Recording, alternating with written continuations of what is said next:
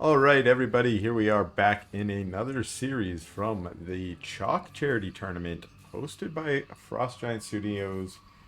And this one is once again going to be starring Yoru.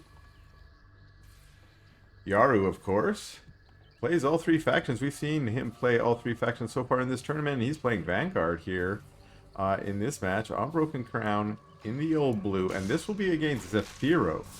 Zephiro in the red. I'm trying to introduce, but these rude folks are already fighting in the middle of my introductions.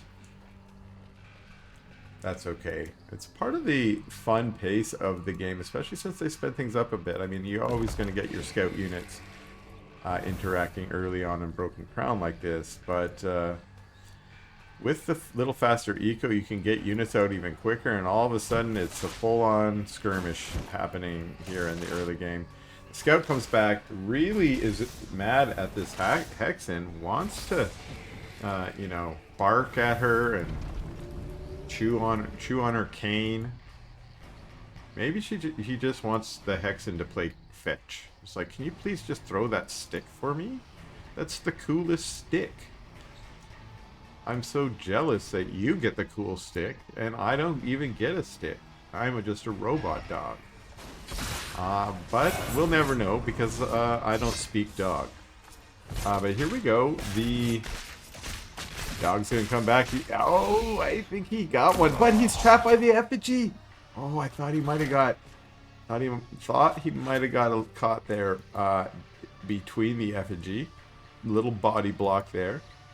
But I was wrong. I think what actually happened there is he killed the effigy. He turned around and said, let me kill that effigy. I'm not body blocked by it. I am chewing on it. And that's why the effigy went away. There's a little bit of creep or shroud left there, and I think that's almost certainly a bug. Probably a visual bug. Not. I don't think any of them, for instance, were regenerating their white health. So that's interesting to note. And we've got a third base going down already for Zephiro. So Zephiro's plan here is, don't worry about this early harassment that we're seeing here. Let's go for the eco and try and get an advantage with income. Whereas we've got Yoru here now getting a biokinetics lab, but this is fourth barracks going up, 4 racks. 4 racks in a BK lounge, as my good friend Frank says, and good old Frank coming in with the raid. Shout out to you. And what are we getting out of the old BK lounge? First, it's the biokinetics labs researching quick draw hustle. We're going for exos, not Lancer tech. And I will mention, in that last match, after the game, there was some goodwill between the two players, and Yum Yum Hungry and Yoru were chatting about that last match. And Yum Yum Hungry had done very well with the Lancers, and Yoru said, maybe if you had made a couple extra exos, you would have beat me. As some advice, you know, to help him improve.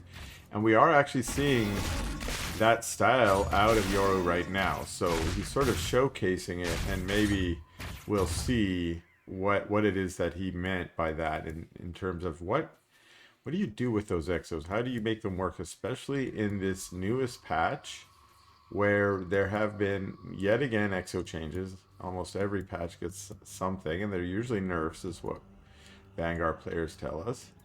But they did get a pretty bad nerf because they're turning, all the new turning logic and physics that was added to the game made their quick draw hustle harder to use, a little more clunky.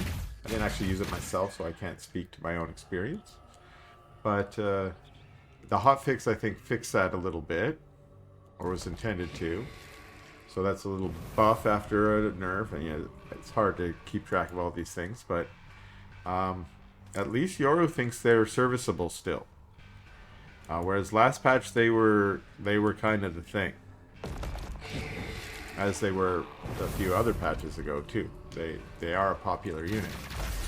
Here, ooh, Nightfall, good dodge from Yoru. Doesn't want to get caught in that. Now, one advantage for Yoru is he plays all the factions, and Infernal, I might say, is his main. And that means he understands, like, that Nightfall's going down, I need to dodge it. And has the understanding of what the effects are from the other factions. And right now, he's using his micro to just punch into this base here. There's a lot of Exos. They're hoping to get some kills, but the Exos are in fact going down. Really nice pullback micro from Yoru to keep the weak Exos so that they don't die and turn into Fiends. And there are a large number of them that are weak.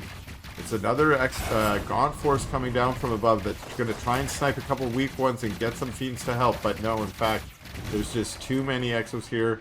The base goes down, and that's going to be GG in this first game out of Zephiro.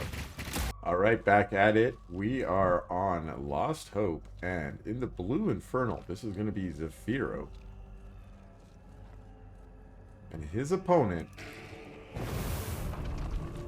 switching factions, also playing Infernal this time, is going to be yoru. With a Vault first from Yoru, almost right away as we were doing the introductions there. But Shrine first from Zephiro. And I like this map, even though it's not great for Infernals. I have a pretty good winning rate on it when I used to play more ladder. And I don't know, there's something about the shape with the pocket third, and there's something that I just really like about it. And or maybe it was the lots of camps where I could get out creeping, but something I like about this map, and it just has lots of different styles, ways you can expand. I also, in my history of an RTS player, I have also been a fan of 4-player maps. I just think it's, you know, 4-player maps for 1v1 in particular, I mean. Gives more variety. I know some folks really don't like the random number generation that you get with spawns, but I don't mind that stuff. As long as spawns aren't overly imbalanced, you know, there shouldn't be any issue with that. And we do see Yoru starting creeping his health camp, but remember, Zephiro was a little bit slower on his production building, so his fruit just coming out now, and it does have a conclave to follow up. But Yoru has both his production already up. Are those okay? Like, well, fiends going across the map. So those are the initial fiends from the camp, and they're going scouting effectively because they don't know where Zephiro is. But okay, I like this, how he goes to the natural and sees nothing. He knows the timing well enough that he's like, if you're not on a natural yet, then you're, who knows what you're doing if you're on one base. So he didn't go up into the main necessarily to scout to see if they're on the main. Also good control to move past the Fellhogs and go for the imps. Not trying to waste DPS or even HP on Fellhog. And now it's Fiend versus Fiend. Zephiro has the advantage of, just because he has more hit points, Yoru's Fiends are weak. One of them going down now. And the Fiend's managing, it looks like, to get away here. And Yoru is still out on the map looking for the second speed camp now. And looks like he's going to get it, while these units are going to try and come in. They're going to notice that all of Yoru's stuff is here. And yeah, we see Zephiro pulling back from that. Oh, Zephiro's on 3 brutes. Yoru, because of his earlier production, has a much bigger army. More trailing out. Oh, I thought these might be units too, but those are just rallying imps. Any production, or sorry, upgrade buildings yet? Nothing out of Yoru. But we do have Ritual Chamber and Plague Axes have done. My bad. There's a Ritual Chamber going down in the back. Actually, it wasn't there quite yet, so it's brand new. Just pop it down. Look at how cool the middle of this map looks now. I told you all tournament long I'm going to be just looking at the new graphics being like, look at this. But it makes me want to put a base here even more now. Okay, I'll stop. I'll stop for now.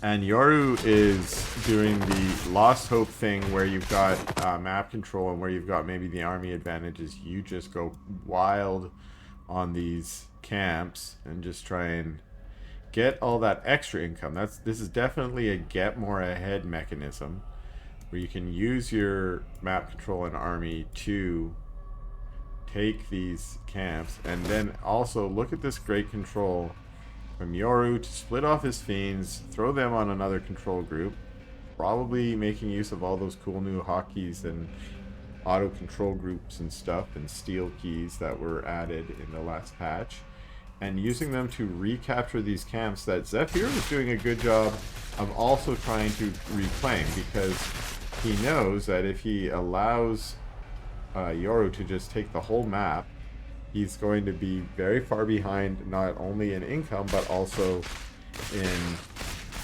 the buffs. You know, you don't want to be attacked when your opponent has 4 health camps and 2 speed camps. You've got none.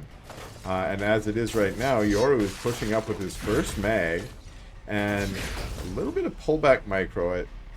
I wonder what that's about. I think he senses that the army's out on the map and he doesn't want to get flanked and pinned up, you know, in the base. And that's actually really smart, because now he's fighting out on the map here where there isn't really as much defender's advantage for Zephiro, and Zephiro is unfortunately unable to retreat into his base. He's the one who's caught between the base. Now Zephiro comes in with a nice drop of a lot of units that were there to try and help defend. It's not clear that they got too much done there. They in fact pull back up the ramp. And it's a Weaver that shows up for Yoru as well. This is unfortunately not looking good for Zephiro. The tier 2 units, this Magmadon and this Weaver, are going to make the tier 1 units of Zephiro work really hard to try and clean this up and push back. Now, while we're watching this go down, I should point out that there are fiends doing havoc in the back of the base there. And the Magmadon finally goes down. There are a lot of guns here for Zephiro, but the Weaver, I think they spent a little bit of their DPS on the Weaver. That's what it's there for. And 2 more Mags show up. Fiends with Surround, and I think this is probably going to be it. That's a $ and a GG from Zephiro.